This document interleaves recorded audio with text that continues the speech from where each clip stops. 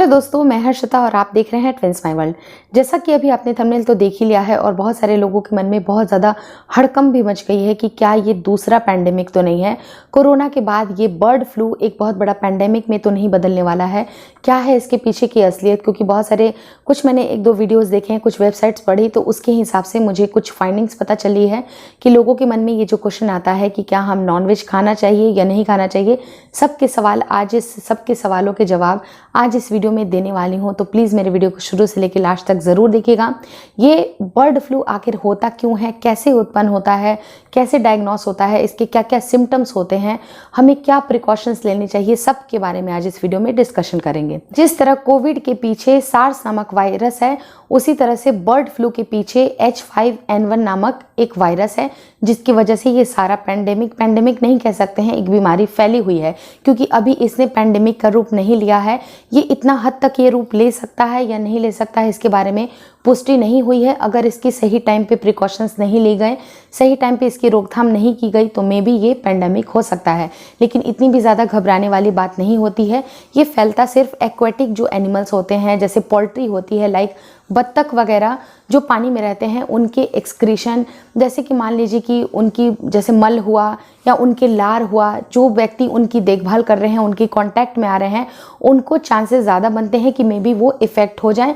लेकिन अभी भी इसकी पुष्टि नहीं की गई है कि बर्ड फ्लू जो है वो ह्यूमन तक भी ट्रांसफ़र हो सकते हैं या अदर एनिमल तक भी ट्रांसफ़र हो सकते हैं, क्योंकि 1997 में ये केस पहली बार देखा गया था, जिसमें कि 60% जो सोर्सेज थे जहाँ से वो चीज़ें आई थी, उन सारे बर्ड्स की मृत्यु हुई थी, सारे बर्ड्स मर गए थे। लेकिन अभी तक एनिमल में और ह्यूमन में ये कितना ज़्यादा इफेक्ट करेगा, इसकी कोई भी पुष्टि नहीं की गई है। अभी अगर मैं बात करूँ कि अगर किसी को मान लीजिए कि बर्ड फ्लू अगर हो भी जाता है, तो उसके क्या क्या सिम्टम्स हो सकते हैं। तो जिस तरह से कोविड के सिम्टम्स आप लोग देख रहे हैं, उस तरह से मान लीजिए कि 90% जो सिम्टम्स हैं वो कोविड जैसे ही है। लाइक आपको फीवर बहुत तेज होगा, 100 से ऊपर फीवर होगा, कफ होगा, रिस्पायरेटरी प्रॉब्लम होगी, सांस लेने में तकलीफ होगी, आपका जैसे कफ होगा, कोल्ड होगा, फीवर बहुत तेज हो जाएगा। 100 से ऊपर अगर आपको इस तरह के सिम्टम्स दिखाई दे रहे हैं, या फिर अगर आपको ऐसा लगता है कि आपको डायरिया वगैरह भी हुआ है, तो ये सारे सिम्टम्स आपको बर्ड फ्लू के होते हैं। बट अगेन मैं आपको यही बात बोलूँगी कि बर्ड से एनिमल में या फिर अदर ह्यूमंस में कितना ये ट्रांसफ़र हो सकता है, नहीं हो सकता है, इसकी पुष्टि नहीं की गई है।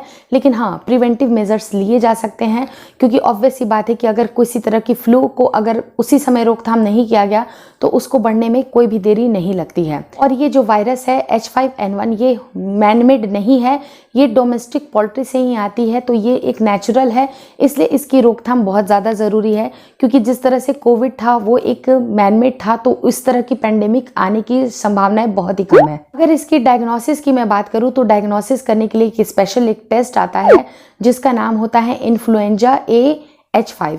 इस नाम का जो टेस्ट होता है, उसके हिसाब से एक इंसान में पता चल जाता है कि उसके अंदर बर्ड फ्लू पनप रहा है या नहीं पनप रहा है। अनलेस एंड अनटिल आपको किसी तरह की और भी प्रिवेंटिव मेजर्स, बहुत ज़्यादा घबराने की इस तरह की कोई ज़रूरत नहीं है। लेकिन अगेन बहुत सारे लोगों के मन में ये क्वेश्चन आएगा कि क्या हमें जो फिशेज़ होती हैं, चिकन होते हैं, अंडे होते हैं, उनको खाना चाहिए या नहीं खाना चाहिए, क्योंकि लोग का जो एक नज़रिया होता है बर्ड फ्लू को लेके, वो सारे नॉनवेज को बंद कर देते हैं। तो देखिए, इसमें फिशेज़ इसमें एंटर नहीं होते हैं, इस कैटेगरी में आते ही नहीं हैं। लेकिन बहुत सारे ऐसे साइंटिस्ट होते हैं जो कि आपको बोल रहे हैं कि अगर किसी भी मीट को अगर बहुत अच्छे से पकाया गया है, लाइक अगर आप चिकन खा रहे हैं, अंडा खा रहे हैं, अगर बहुत अच्छी तरह से पक जाता है, तो 100 डिग्री सेल्सियस पे अगर उसको उबालना, एक आपको पता है कि 100 पे उबलता है, तो इतने पे टेम्परेचर पे कोई भी वायरस मर जाता है। लेकिन सेफर साइड में अगर आप लोग प्रिकॉशन लेना ही चाहते हैं, तो 15 से 20 दिन आप गैप रख सकते हैं। बाकी इसका कोई पुष्टि नहीं कर दिया गया है कि इससे ही, खाने से ही फैलेगा या क्या होगा। ये बर्ड से बर्ड्स में आ रही है, उससे प्रॉब्लम हो सकती है, लेकिन एनिमल में और ह्यूमन में आएगा या नहीं आएगा, इसकी कोई गारंटी नहीं है।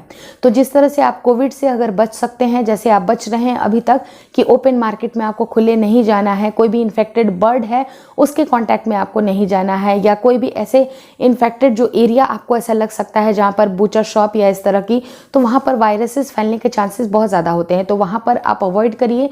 जिस तरह से आप नाक पे मास्क लगा रहे हैं, मुंह पे मास्क लगा रहे हैं, तो मास्क का कंटिन्यू करिए, हाथों को अच्छे से धोइए। बाकी और प्रिवेंटिव मेजर्स लेने की ज़रूरत नहीं है।